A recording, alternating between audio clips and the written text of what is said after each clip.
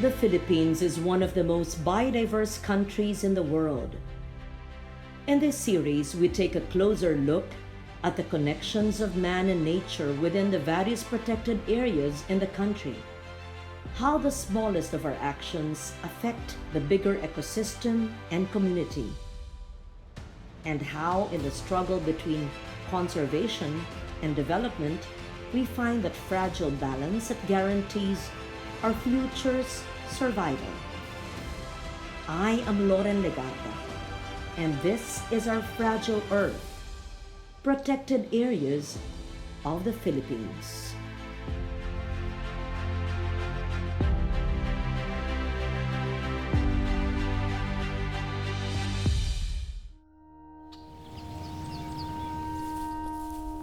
At daybreak, a group of tamaraws run hurriedly across the peaks of Occidental Mindoro, pausing to graze on grass glistening from the morning dew. The tamarao, one of 11 remaining wild cattle species in the world, is classified by the International Union for Conservation of Nature as critically endangered. This sanctuary stands as their fortress against the threat of extinction. Welcome to the Mounts Iglit-Baco Natural Park.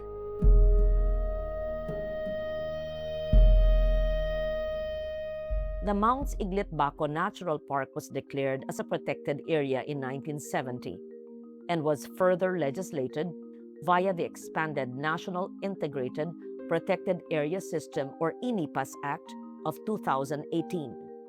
The protected area covers 8 municipalities from the provinces of Occidental and Oriental Mindoro. Ang Mounts Iglit-Baco Natural Park ay naging protected area siya dahil sa kanyang kakaibang anyo, no? Dahil dito matatagpuan ang ating tamaraw na kung saan wala siya sa ibang lugar kundi dito sa Mindoro. At dito rin nakatira ang ating mga katutubong mangyan na kung saan magkasama silang nakatira sa loob ng protected area na kung saan ang ating mga katutubo ay preserve nila ang kanilang kultura. Mount Iglit-Baco is a protected area because it has a high biodiversity conservation value, meaning very important species are existing in that area. And also the source of headwater. It's actually supplying water resources for free for domestic development. And also, it has a very high potential for ecotourism. In the 1900s, tamaraws freely roamed Mindoro Island in large numbers. However, as communities grew and developed, their habitats were greatly reduced, forcing them to retreat deep into the upland mountains where they now reside. Tamaraw is Bubalus mindorensis. Mindorensis kasi endemic siya, dito lang sa Mindoro nakikita. Pareho sila ng genus ng kalabaw, pero definitely magkaiba sila ng behavior. Yung tamaraw natin is wild and very untamed and very prone to destruction. What I mean by destruction is human activities, ganyan, ingay. So they tend to go where there's no settlement, there's no people. The Mounts Iglit-Baco Natural Park and the whole Mindoro Island are significant hubs for endemic species and are recognized as a biodiversity hotspot. In addition to the tamaraw, this protected area supports a diverse array of plant and animal life. Meron tayong iba't ibang samot-saring buhay na sa loob ng protected area. Number 1 natin yan yung tamaraw na kung saan yan ang pangunahing pinoprotektahan natin. Meron tayong Philippine brown deer na kung saan ang daming usa sa loob ng protected area. Meron tayong Mindoro warty pig na kung saan yan ang baboy ramo na dito lang siya matatagpuan sa Mindoro. May iba't ibang tayong mga palaka, yung Mindoro litter frog at ang dami pang mga ibon na matatagpuan sa loob ng protected area. Dito naman sa ating mga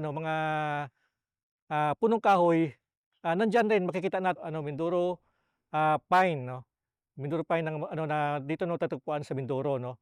Then pagkatapos iba't ibang mga puno na na native dito sa ating protected area. Meron tayong mga pitcher plant na makikita dito sa Mounts Iglit-Baco Natural Park. Within the natural park, tamaraws cohabitate with the indigenous peoples group. The challenge is to harmonize their traditional ways of living, from their nomadic lifestyle and slash and burn methods of farming, with the efforts and plans of the Protected Area Management Board and concerned groups. A delicate balancing act to protect both human and animal. Malaking challenge siya kasi ang Mindoro napakaliit and the Tamaraw can also only be seen in this island.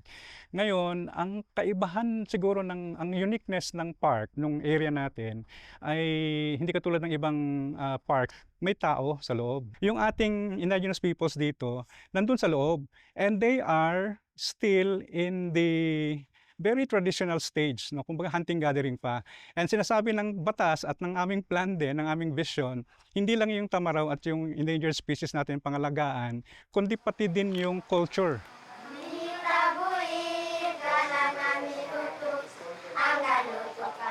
Yung culture na yan is very, very unique, no? Sa atin. Ngayon, hindi madali yun kasi minsan nagbabanggaan yung culture at saka yung conservation, biodiversity conservation.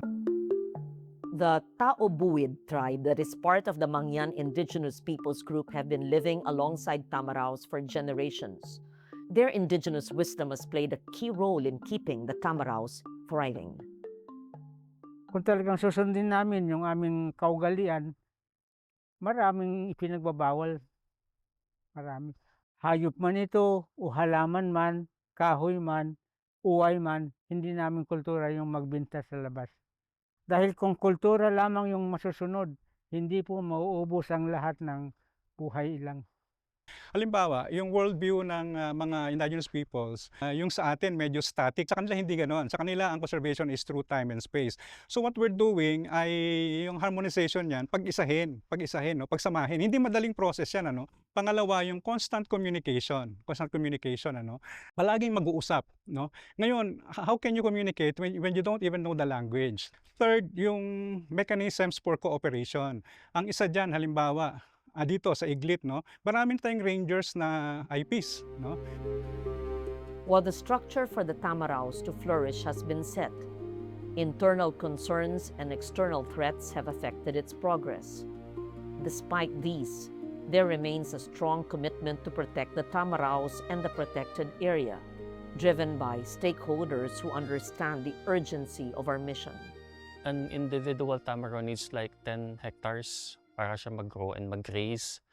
Yung core habitat natin nasa 2,200 hectares lang to 2,500. So, very limited yung area. So, ang tawag natin dito is carrying capacity na reach na natin yung carrying capacity ng area for the Tamaraws.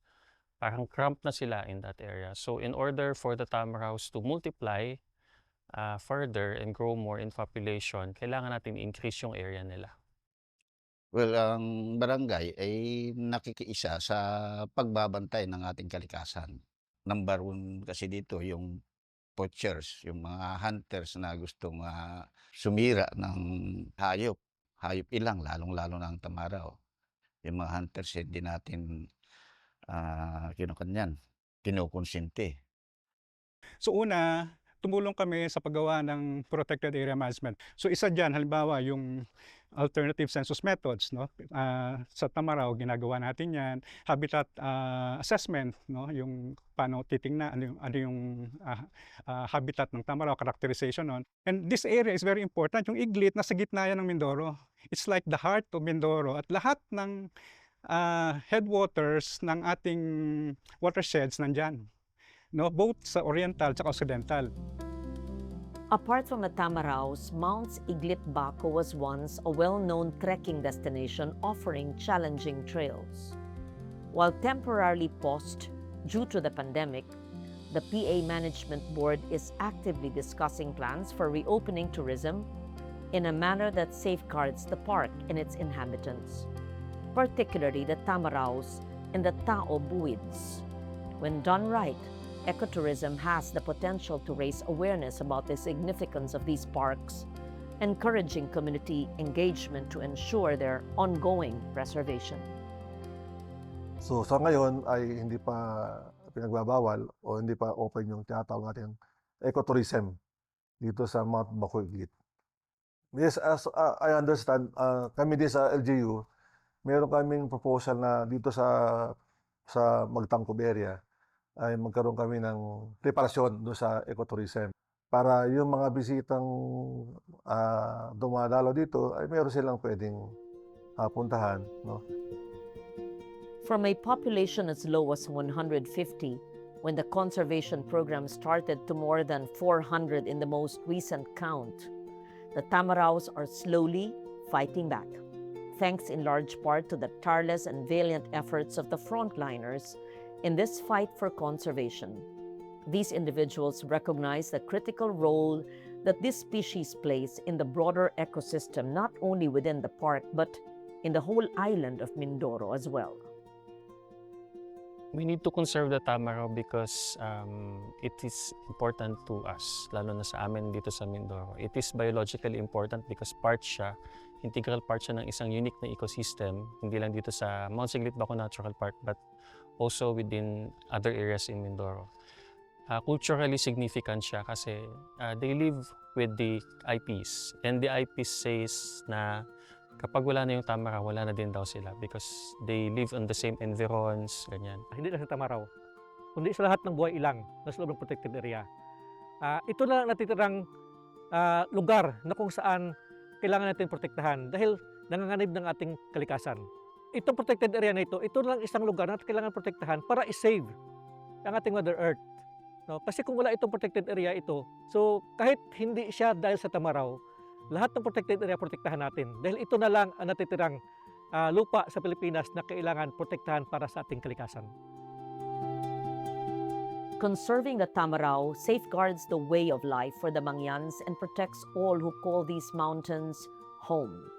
At the Mount Iglit-Baco Natural Park, it is our hope to see herds of Tamaraw freely roaming across its vast landscapes, a clear sign of conservation and a triumph for Philippine biodiversity.